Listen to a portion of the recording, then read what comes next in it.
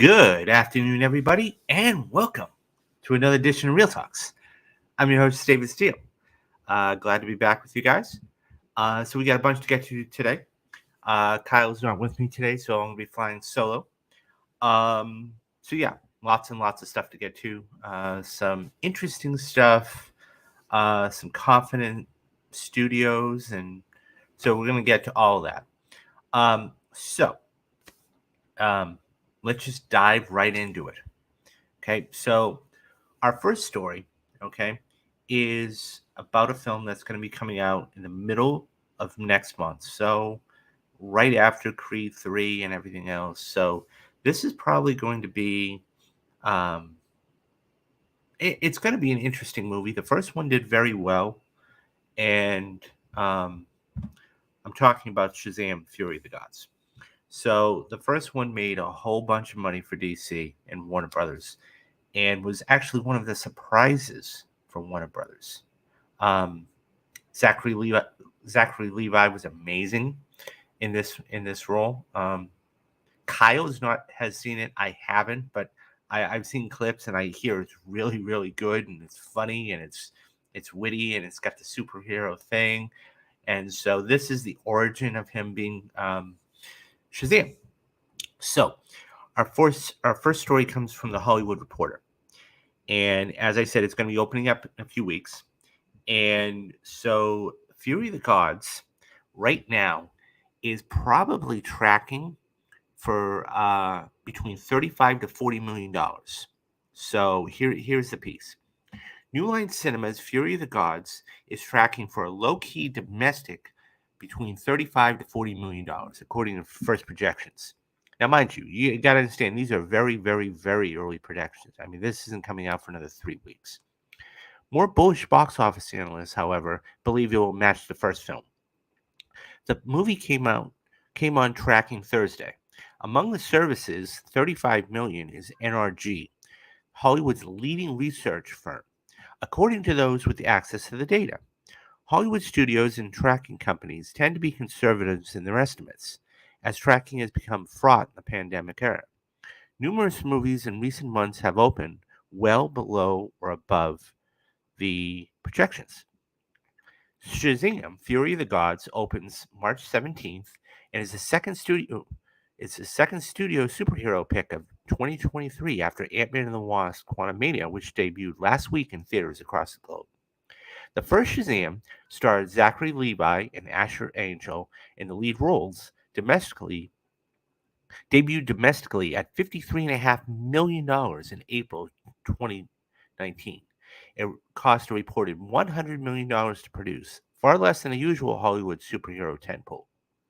The family-friendly movie topped out at $366 million at the worldwide box office, including $140.5 million domestically and $43.8 million from China. The sequel recently just landed a China release date. The sequel follows Billy Batten, Angel, and her fellow foster kids who are still trying to figure out how to balance teenagers with their alter ego. When the daughters of Atlas, a vengeful trio of gods, arrive on Earth, the kids are thrust into a battle for their superpowers, their lives, and the fate of the world. Shazam 2 stars franchise's newcomers Helen Mirren, Lucy Liu, and Rachel Ziegler, who take on the role as goddesses Hesben, Calypso, and Antonis, respectively.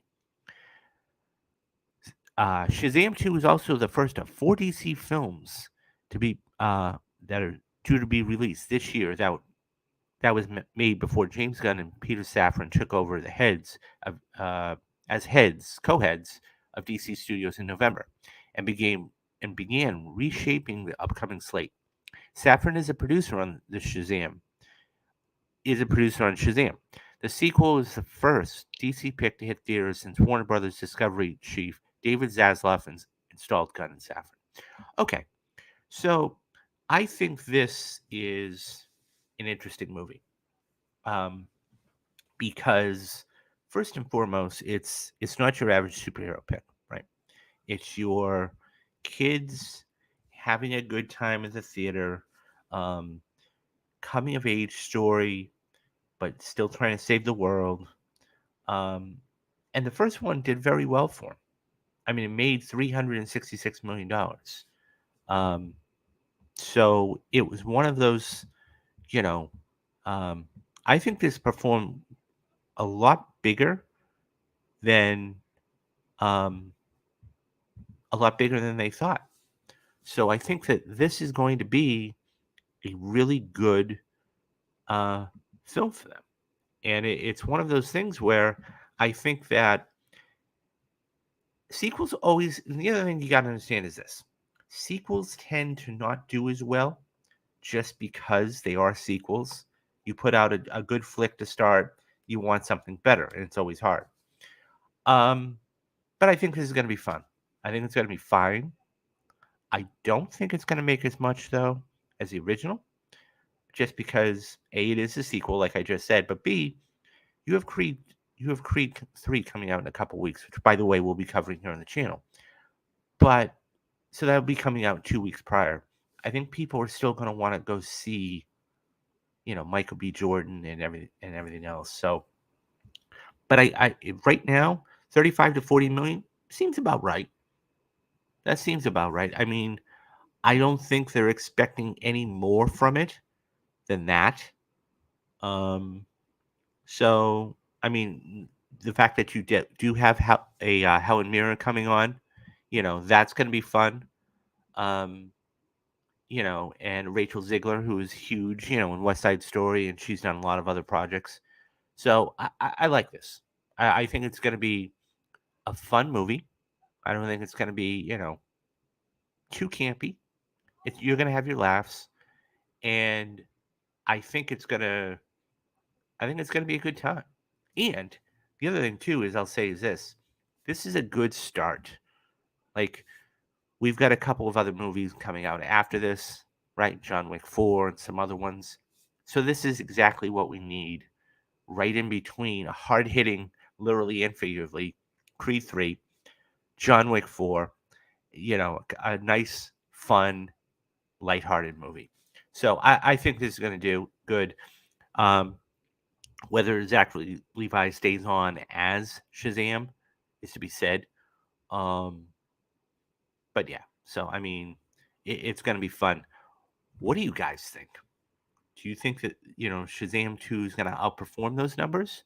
Do you think it's going to make less than those numbers? Are you excited for Shazam 2?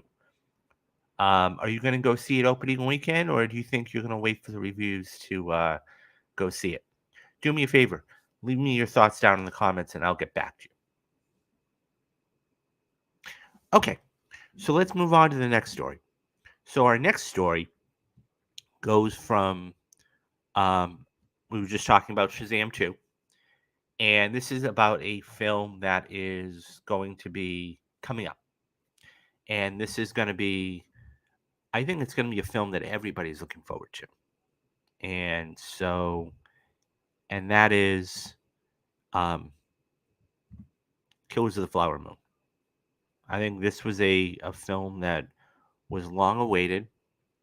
Apple TV has now hit their stride with not only their television shows and what they have.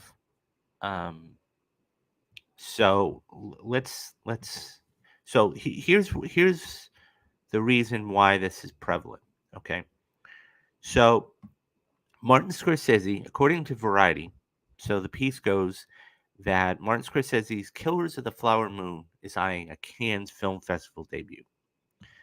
So Martin Scorsese's Killer of the Flower Moon, starring Leonardo DiCaprio, is eyeing a world premiere at the Cannes Film Festival, potentially giving the annual celebration of cinema to one of the glitziest red carpet bows in its 8-decade history. The Apple TV movie, which was pursued by both Venice and Cannes toppers, may ultimately be unveiled in the south of France. Of course, there could still be a last-minute change of plans by the time the lineup is unveiled in April. But it looks promising enough that Scorsese has reserved a suite at one of the posh hotels along the river, sources tell Variety.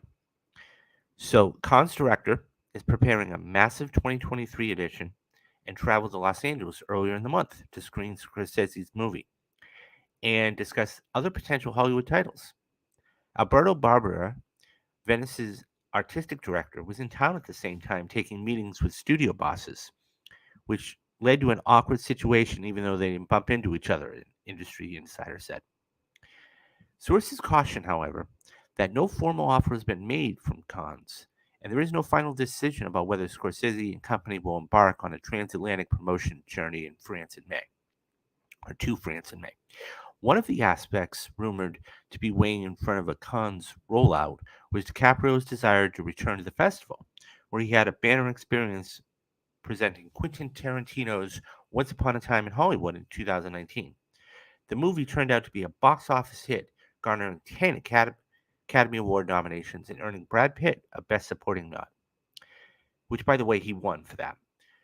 Killers of the Flower Moon, a nearly $200 million Western with DiCaprio, Lily Gladstone, Jesse Plemons, Brendan Fraser, and Robert De Niro, would mark Scorsese's first return to Cannes with a film since 1985. That year, he won Best Director, the Palme, for After Hours. Scorsese has a long-standing bond with the French Riviera Festival. Before presiding over the jury in 1998, Scorsese presented some of his most iconic early films in Cannes, notably Taxi Driver, which won the d'Or in 1976, and The King of Comedy, both highlighted by De Niro. Having Scorsese and De Niro back on the Cannes red carpet together for a movie would be a significant achievement. Who battled Netflix to premiere The Irishman there in 2019. The film eventually bowed at New York Film Festival, which then was run by Kent Jones, a close associate of the director. Jones started his career as an activist for the Oscar winner and has worked on several of his documentaries since. Apple financed Killers of the Flower Moon after winning an auction for the movie, which had been originally optioned by Paramount. Under the deal, Paramount will be giving the film a wide theatrical release before it launches on the service. But the movie's fate in France hasn't been sealed. France's windowing, or the way it's showing, restricts streamers from restricts streamers like Apple TV, Netflix, from playing until 15 months after they've been released in theaters. Will Apple be willing to hold back the movie's launch on a service for 15 months? If Apple decides to skip the French theatrical premiere, like Disney did with Strange World because of the windowing rule, Killers of the Flower Moon would only be allowed to play out of competition at Cannes.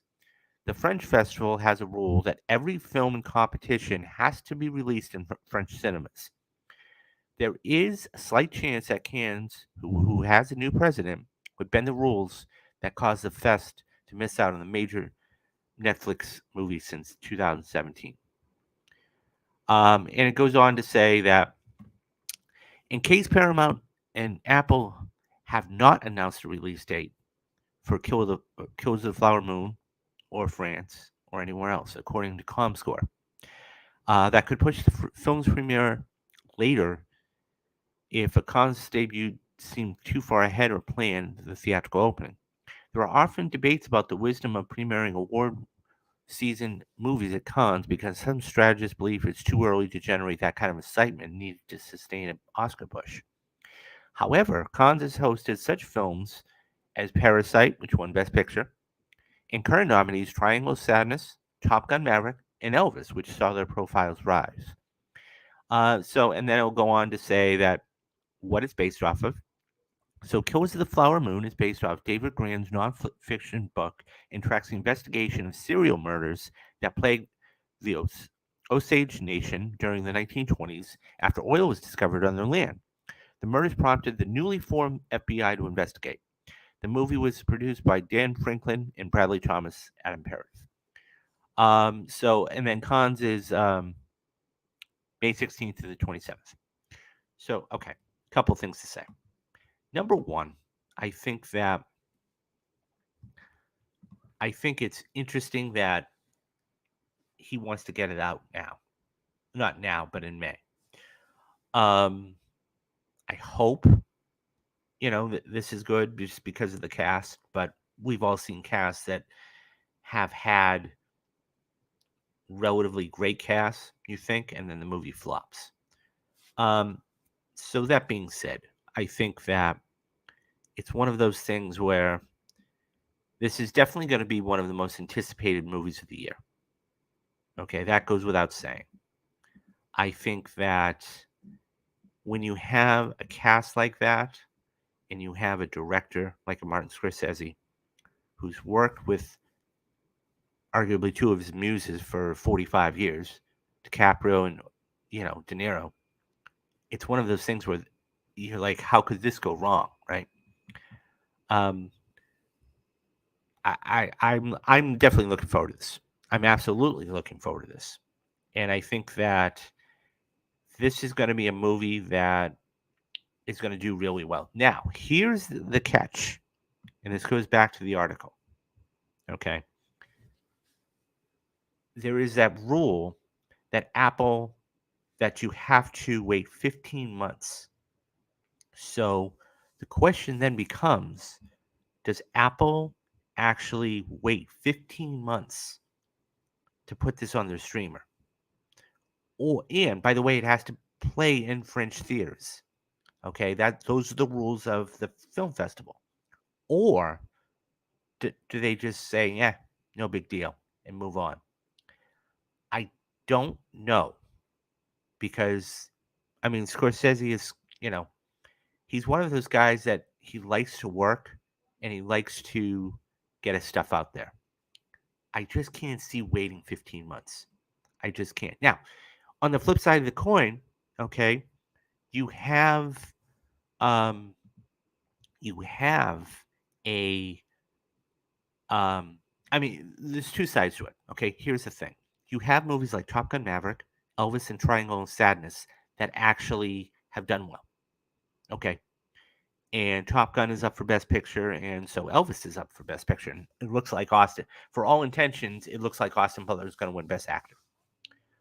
I gotta believe that they're going to want to get this out there.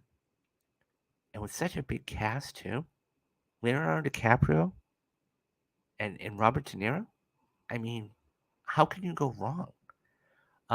But waiting 15 months, that's going to be the key thing.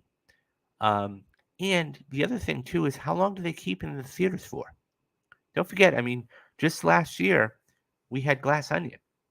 And Glass Onion was one of those things that the theaters were saying, bring it back in, we want more, because it made $16 million. And Netflix is like, nah, no big deal. So be curious to see how long they keep it in theaters for. But I'm looking forward to this movie, just for the simple premise. It is, as I said before, it is Martin Scorsese, it is Leonardo DiCaprio, and it is Robert De Niro. Three of the best actors. You have two, a generational thing here. De Niro, DiCaprio, and Scorsese. So I like it. I hope they release it at Cannes. I can understand why they wouldn't. And so let me ask you guys this. What do you guys think? Do you think that they're going to go to Cannes Film Festival and release it? Do you think they should wait to release it? Are you excited for this? Did you even know that Martin Scorsese was making another picture? Leave your thoughts down in the comments section and I'll get back to you. Okay, so let's move on to our next story. And so this is an interesting story because I like horror. Now, granted, I'm not as big on horror movies as other people. I like the older Nightmare on Elm Street, Friday the 13th, Candyman, Chucky, Child's Play, all those. I love the 80s flicks. Texas Chainsaw Massacre, the bloody, I couldn't stand the remakes. So forget about the remakes. They're not for me. But there's one out there. I hadn't even seen this until a couple of years ago. And there's one out there that I hadn't seen. I had not seen the 1985 version, I believe, with Tim Curry, and that's it. It was a phenomenon. Um, so, as millions of others, and I did as well, I love it. I think it was really, really good. Now, if you go to the bookstore and and you buy it, okay, it's about a 700 or 800 page book. Good luck trying to get through it. It's like a dictionary. It's thick as can be. Um, so the reason why I bring this up is because according to THR, HBO Max has ordered an It prequel series called Welcome to Derry. Now, mind you, that is the working title, so it may change. But as it stands right now, it's called Welcome to Derry. And this is from Andy Muschietti, the director of The Flash. That's coming out in June. And we'll get to hit that story in a couple minutes. So it says Pennywise the Dancing Clown is coming to HBO Max. The streamer is given a straight to series order for a drama based on Stephen King's beloved horror novel It. Filmmaker Andy Muschietti and Barbara Muschietti, who made this big screen adaptations of It in It Chapter 2, which, by the way, I saw It Chapter 2, and I got to say, I didn't care for it. I didn't mind it. I just thought it was about a half hour too long, and I really didn't like it all that much. So it was one of those things where I went, eh. I like the first one better than the second one. So it goes on to say that the show's working title is Welcome to Derry. Creative details are scarce, except that the series will be a prequel to New Line Cinema's It films, promising to, quote, expand the vision, end quote, of the movies. Um, Foos will write the first episode, which is based on a story by the Machetes, and Brad Calvert Kane will serve as co-showrunners for the project. As teenagers, we took turns reading chapters of Stephen King's It until the thick paperback fell to pieces, the Machetes wrote in a statement. It is an epic story that contains multitudes far beyond what we can explore in our It movies. We can't wait to share the depths of Steve's novels and our heart, humor, humanity, and horror. I'm excited that the story of Derry, Maine's most haunted town, is continuing, and I'm glad that Andy Muschietti is going to oversee the frightening festivities along with a brain trust that includes his talented sister, Barbara, King wrote. Red balloons all around. It tells the story of a group of friends battling a shape shifting monster, often appear as a demonic clown, which, by the way, so I'm not afraid of clowns, luckily. Okay. I believe this to be true, and you'd have to look this up for me. Somebody in the comment section actually put this in there. I believe that the fear of clowns, okay, is actually that's Bill Skarsgård, and everybody's hoping he comes back to play Pennywise. I believe the fear of clowns is actually the fourth or fifth biggest thing behind public speaking, the dark, insects, and hearing your own voice. So, I mean, a lot of people cringe. I mean, I'm one of those people where it's like, okay, I do this, trying to do this for a living. So I have to listen to my own voice and see myself on camera. But the thing is, people can't stand their own voice, like on a tape recording or a voicemail. It's just one of those things. And it's not a bad thing. It's just one of those things where you go, okay, because you don't hear it that often. So it goes on to say that they're developing the series to return to the world of my all-time favorite horror novel and help build upon a slightly brilliant cinematic character created by Andy and Barbara is more than an opportunity of a lifetime. It's a dream come true, or maybe more appropriate, a nightmare. We're thrilled to continue the iconic franchise with Andy and Barbara Muschietti and several others. The original content of HBO Max said. The prequel will be expanding its storytelling canvas and bring fans deeper into the terrifying, mesmerizing town of Derry. So, and by the way, these were both powerhouses. The first film went on to earn $700 million worldwide, and the sequel grossed $473 million worldwide. So I love this. I can't wait for this. I loved him as Pennywise, and I think he was amazing as Pennywise. That scene, and I don't have the picture here for you, but that scene where he's standing in the house behind her, and just that look, it's what they're calling the Stanley Kubrick look, right? And it's just like his head's tilted down and his eyes are looking like, oh shit. It's scary as fuck. And when you have kids involved, I mean, it's to terrify them. I love this. I can't wait for this. And I'm not, as I said, it follows was okay. It was okay, but a half hour too long in my eyes. But I liked it. And it went on to nearly, but I love this. I can't wait for this. And this is gonna really knock its socks off. Um, HBO Max. And can we just talk about HBO Max for a minute? They have been, I mean, right now they're taking the lead as far as if you're talking about streaming wars. As far as I'm concerned, HBO Max is in the lead. Okay, um, you have people, right? You have people that say, "Oh, Netflix is still there." Yeah, they are. But look at what HBO Max has done in the last 10, 12, 18 months. You've had House of the Dragon. You've had The Last of Us. You're going to have now this It prequel series. Just, they're amazing. The creative team is amazing there. I love them. I hope that I hope that this is fantastic, and we're gonna wait. Definitely see where this goes. Um, so, guys, let me ask you this question: what do you guys think? Do you like horror films? Did you see it? Did you see It Follows? What did you think of Bill Skarsgård as Pennywise? Are you excited for this? Do me a favor, leave me your thoughts down in the comment section, and I will get back to you. Okay, so this is the last story of the day.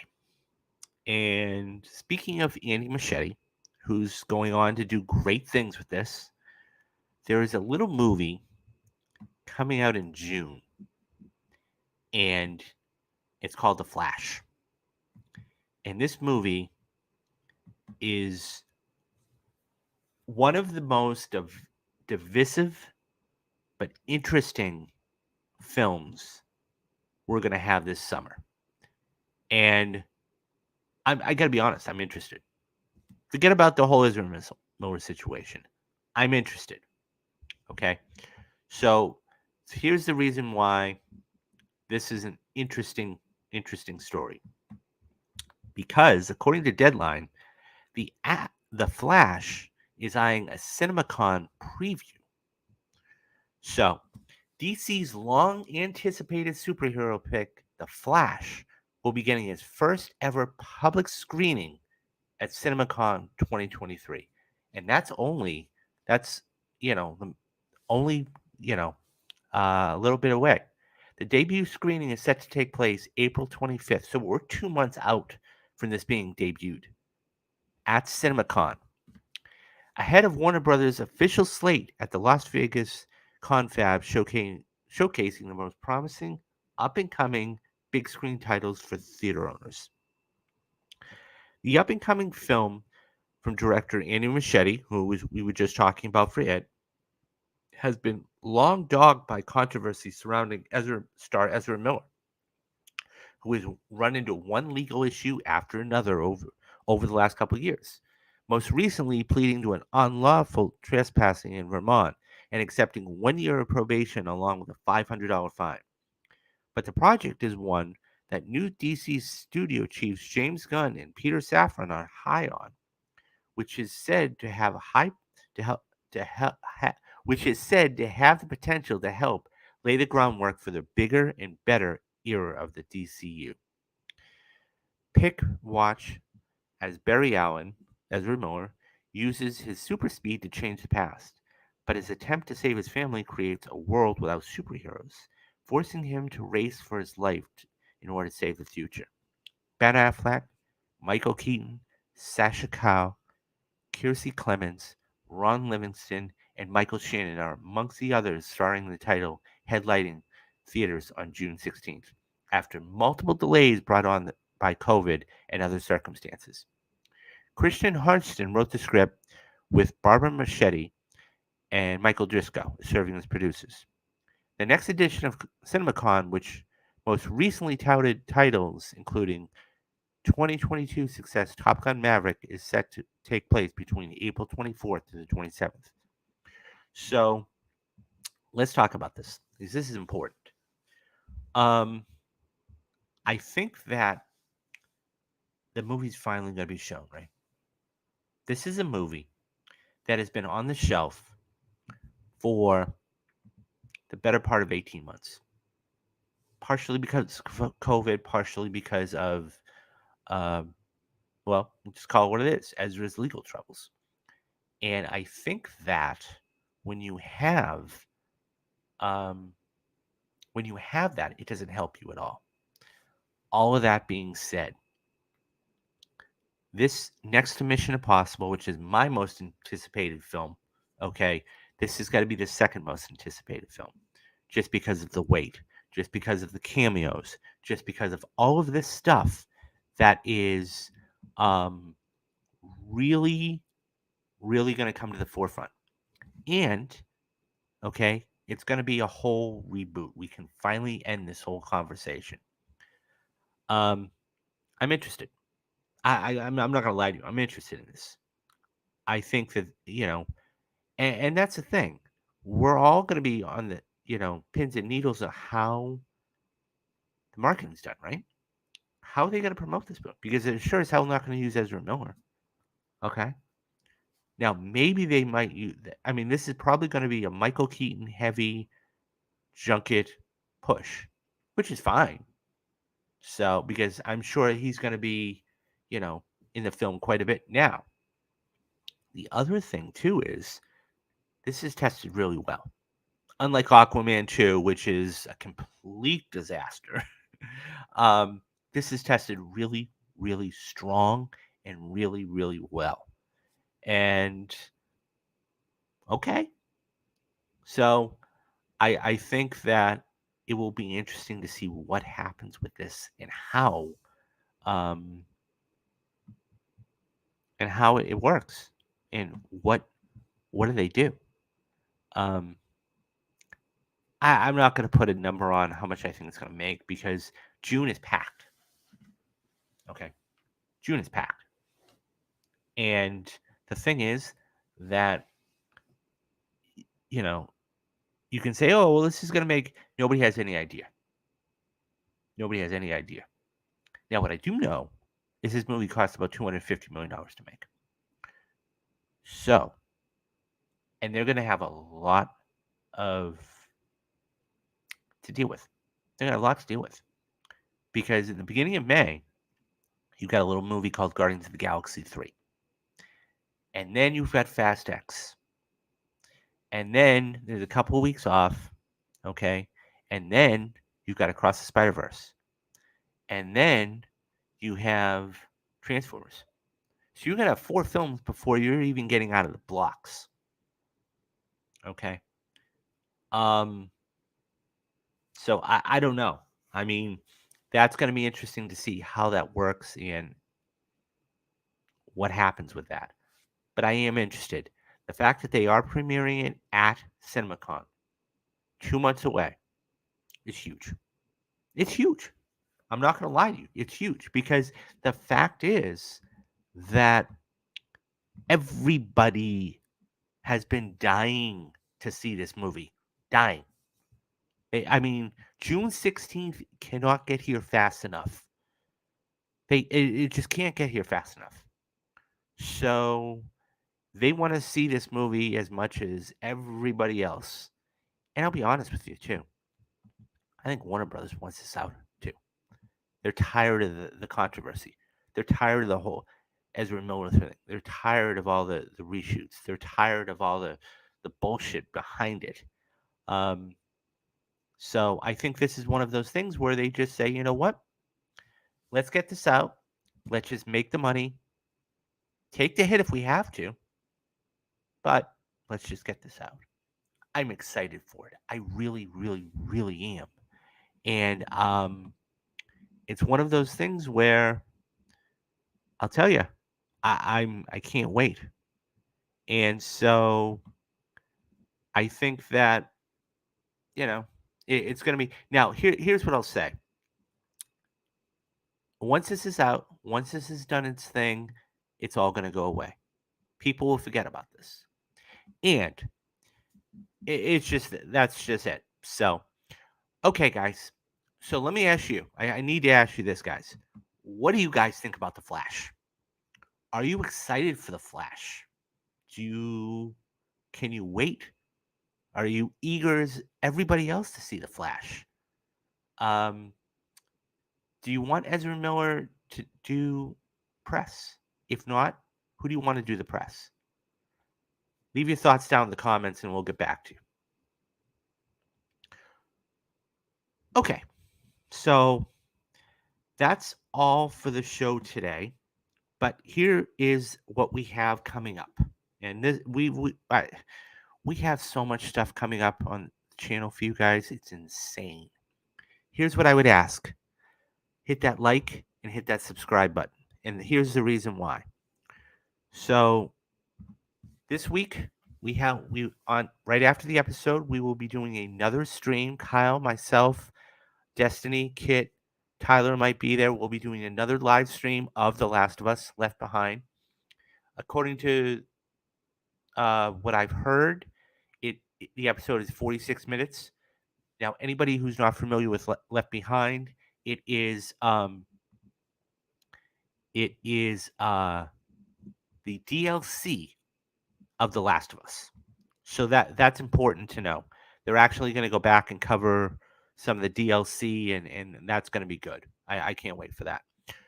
So we've already had Ant-Man come out, and we've already go check out our spoiler cast for that. Creed 3. So this is when the fun's going to really start in March. So Kyle and myself are going to be doing what we're calling Creed Week. Okay? Creed Week. And Creed Week is going to be he's now Kyle's a beast. He's a beast. Okay, he is doing all of the Rocky movies. I don't know. He said he was on Rocky 3 on our last show, so I don't know if he's on Rocky 5 or I'd have to ask him. But we are going to be doing and rewatching all of the Creed movies. So this upcoming week, we're going to be doing all of the Creed movies. Creed 2, and then it's released on the 3rd. We're going to be doing the spoiler cast on the 4th, just so everybody can get acclimated to it, and then come back for the 5th, and we'll be doing the Last of Us spoiler cast there. So then we have Guardians of the Galaxy, and that's going to kick off the summer. Not much else you can say about this. James Gunn is, and as well should be, excited for this.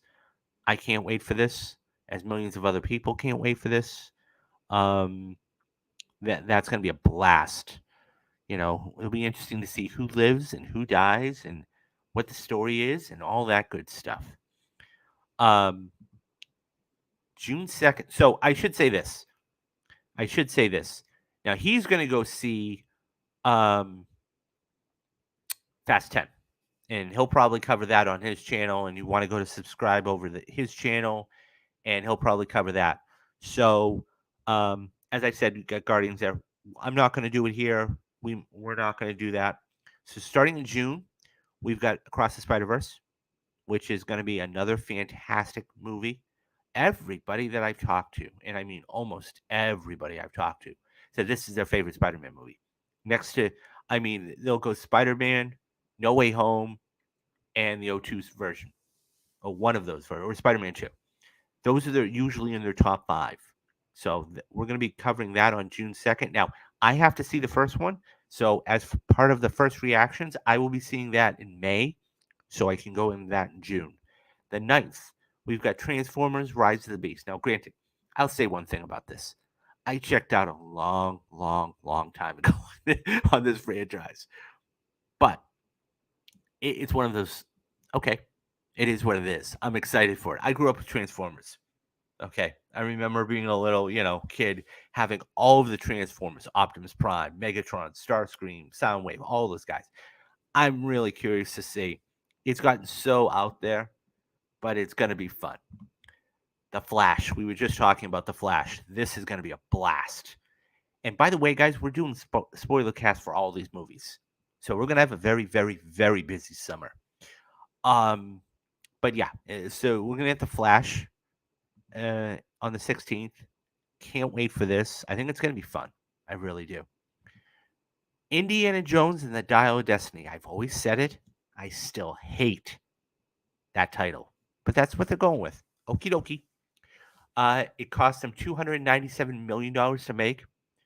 A lot of de-aging and everything else. I hope it's good. I haven't seen that the one that Kingdom of the Crystal Skull. I never saw that. Which I never saw it, so I hope this is good. They're bringing things back, and indie being indie, so that's going to be fun. I hope it's good. This is the one I'm really looking forward to. Mission Impossible: Dead Reckoning, and I think what we're going to do, and I was talking with Kyle about this, and guys, what do you think? Leave us your thoughts in the comments about this. We're going to do a whole Mission Impossible rewatch. Every single one of them, from the first Mission Impossible, the 1996 one with Brian De Palma directed, all the way up to Dead Reckoning, because I think that would be really, really cool. So yeah, this one, I can't wait. I can't wait. This is going to be amazing. Now I should say that we've got another couple of movies coming out, so we're going to be doing a spoiler cast for this and Oppenheimer. That's coming out the next week. Now, I should say one more thing. We do have Barbie coming out the same day as Oppenheimer. I'll be curious to see if they decide to move it or not. We'll see. We'll see. I think they will. I mean, I just, for what it is, and I have no doubt Greta Gerwig's going to crush it with Ryan Gosling and Margot Robbie. No doubt in my mind. I just don't know if they're. This is the one that people are going to want to see. That's just me. Now, I'm totally, and I'm not trying to be a chauvinist or anything else. That's not exactly what I'm saying. I'm just saying, for market wise, they would be better off moving it to another date, even if it's the next week, even if they move it to a week later. So, because Christopher Nolan is one of those filmmakers, he's like a Denis Villeneuve, he's like a Martin Scorsese. He just has you, and like a Spielberg almost. When they say directed by, and you say Christopher, okay, I'm going to go see that, regardless of whether it's good or not. So, those are all the spoiler casts we're going to be doing for the whole summer. And there's a couple other movies coming out in August, but we're going to be busy, busy, busy. Coming up, so don't forget, coming up, we do have, and I'm going to sit down, I promise I'm going to sit down and watch in the next 6 days, is Fargo. So you guys are going to get the first reaction. First reaction for Fargo. I have not seen it. I will sit down and watch it very soon. Record this, maybe even live stream it, and that way you guys can see that. Our March perfect movies. Don't forget, we've got a ton of perfect movies coming to you this year. We've already done Silence of the Lambs. We've already done Captain America: Winter Soldier. Heat will be in. Matter of fact, I've got the list right here. Heat will be in March. So then what you're going to get is The Dark Knight. These are just some of the movies we're going to be doing for the perfect movie series. The Dark Knight, Pulp Fiction, The Social Network, Skyfall, and Spotlight. as well as several others. So, guys, stay tuned for that. We've got the first reaction movies. As I said, I'm going to be sitting down to watch Fargo. We have um, Blade Runner 2049, No Country for Old Men, American Psycho, 2001: A Space Odyssey, The Irishman. These are all movies I'm going to sit down and watch and give my first reaction about because um, it's one of those things where I can't wait to watch some of these movies, and I can't. There's so much, and don't guys, I'm totally missing out on something else. Not only are we doing Creed Week, we're going to be doing The Mandalorian. So I'm going to be sitting down in the next week. We've got about a week before it airs, and I'm going to be watching the first two seasons of The Mandalorian, getting caught up. And we are going to be doing spoiler casts for every single episode. So when I tell you the first 2 weeks of March are going to be crazy, they're going to be chaotic crazy. So what we'll do is because and I don't know if they're going to change the release date on it, probably not. March 1st is when the first episode airs. We're probably going to be doing it that day or the next day. And then as that week progresses, we're going to be doing Creed and we're going to be doing a bunch of others. And then every week after that. So don't forget, too, we've got The Last of Us, okay, on this Sunday. And we have the finale of that is actually on Oscar night. So, and then we have all this stuff. So that's going to run into April. And then we're going to go right into May with all those spoiler casts I just showed you guys. And guys, hit that like and subscribe button. You're going to want to come back here because it's going to be a ton of fun. And not to mention, we're going to get special guests on and interviews and all this good stuff. So, yeah, and that's what Kyle and I want is to try and get this out to the masses for everybody. So, and if you like this, okay, check out, all our spoiler casts, check out all of our other videos, check out, the shows, check out everything we have there because if you like movies, this is the place to be. Okay, guys. So that is going to do it for today. So do the 3 things that everybody needs to do. Okay? 1 is be safe, 2 is be careful, and 3 is to have a great day. Oh, and by the way, come back next time. All right, guys, take care. I'm David Steele, and you have been watching Real Talks. Bye-bye, guys.